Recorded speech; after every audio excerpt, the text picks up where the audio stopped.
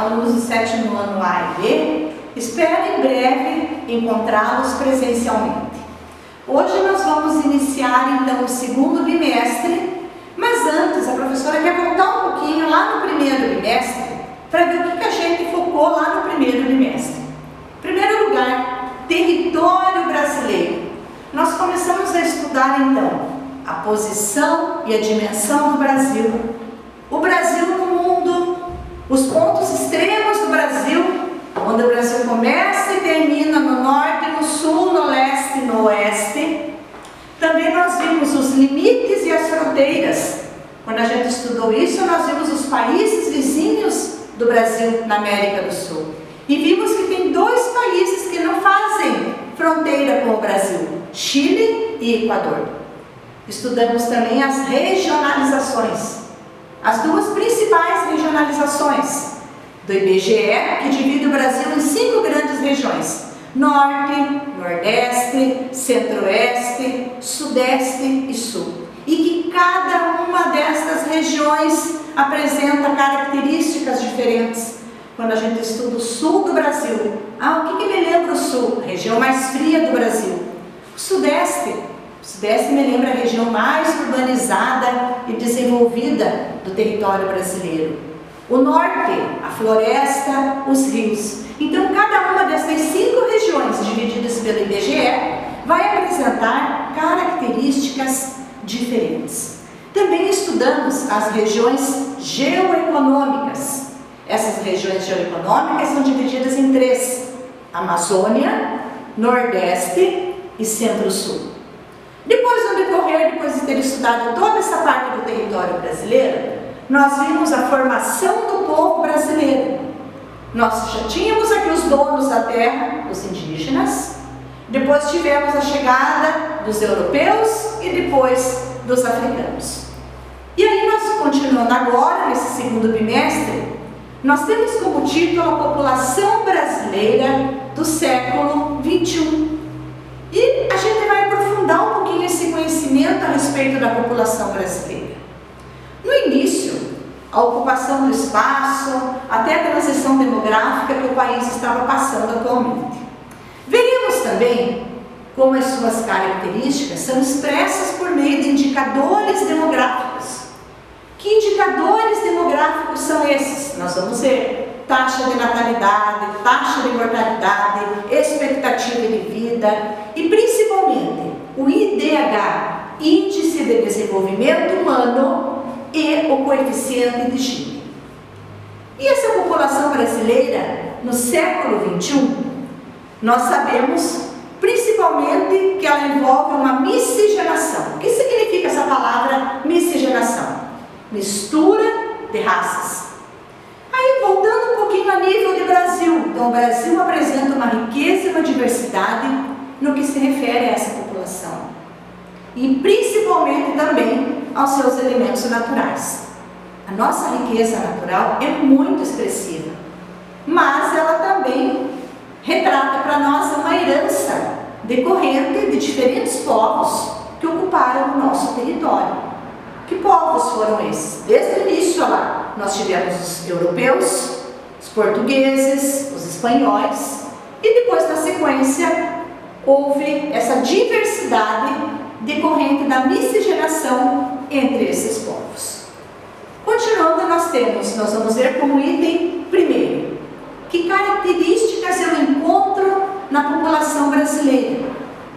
Então, o Brasil já era povoado por diversos grupos. Esses grupos, quem eram os nativos, os donos da terra, que foram chamados de indígenas.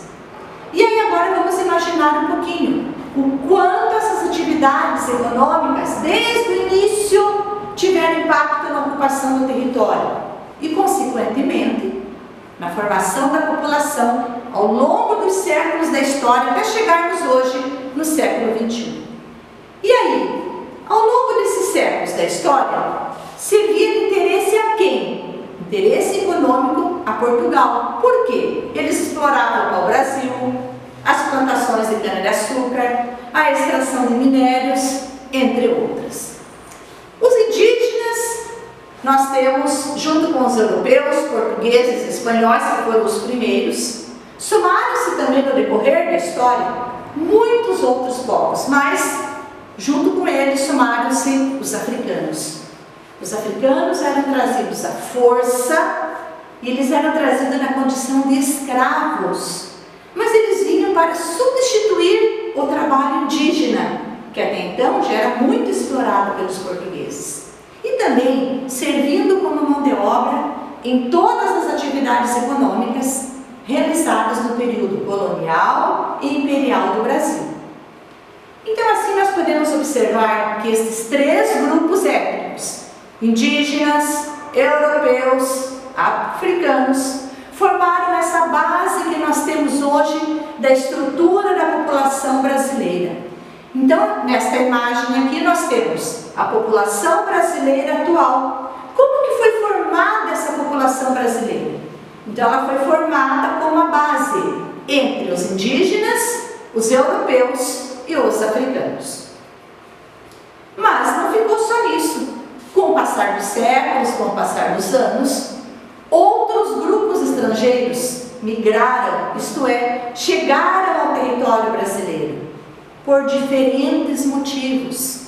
E estes motivos, cada um trazia do seu país de origem, de acordo com cada período histórico de entrada destes imigrantes. Então, essas pessoas que chegavam aqui dentro do nosso território, elas eram chamadas de imigrantes. O ponto alto, então, desse processo de imigração europeia, nós temos os alemães, italianos, poloneses, ucranianos, espanhóis. Mais tarde, um pouquinho, a imigração asiática, com os japoneses, com os árabes, que foi a partir do século XIX, então continuando com um fluxo intenso, também nas primeiras décadas do século XX. E aí um pouquinho a respeito da população brasileira. Cada pessoa, ela pode se declarar então, devido a essa miscigenação, devido a essa mistura de raças, essa pessoa pode se declarar branca, parda, indígena, preta ou amarela. E esses dados são baseados nos critérios definidos no censo. O censo é uma pesquisa realizada pelo governo federal e o censo ele é realizado de 10 em 10 anos. E o que eles buscam? A participação de toda a população com o objetivo de identificar as suas principais características. No segundo item, nós vamos ter lá a composição étnica e cultural da nossa sociedade. Como que essa sociedade brasileira pode ser considerada? Ela é considerada diversa? Sim, pois ela é formada por diferentes matrizes étnicas. Já começou lá com quem? Com os indígenas, europeus e africanos. Também, além de contar com uma importante contribuição de todos os imigrantes que chegaram aqui ao nosso país, a partir também do século XX. No terceiro item, nós temos a formação da população e a ocupação do território brasileiro. Essa população se formou, mas ela também foi ocupando o espaço territorial brasileiro. Então, a formação da população e a ocupação do território, ela é considerada da seguinte forma. Começando com o empreendimento colonial, que introduziu no território brasileiro as matrizes europeia e africana da população, porque indígena nós já tínhamos aqui. E através dessas matrizes europeia e africana, foram impondo novas formas de trabalho aos povos aqui dominados e desenvolvendo também novas atividades econômicas. A imigração e o reflexo na formação da população e os processos migratórios da transformação da sociedade é o quarto item que nós vamos ver.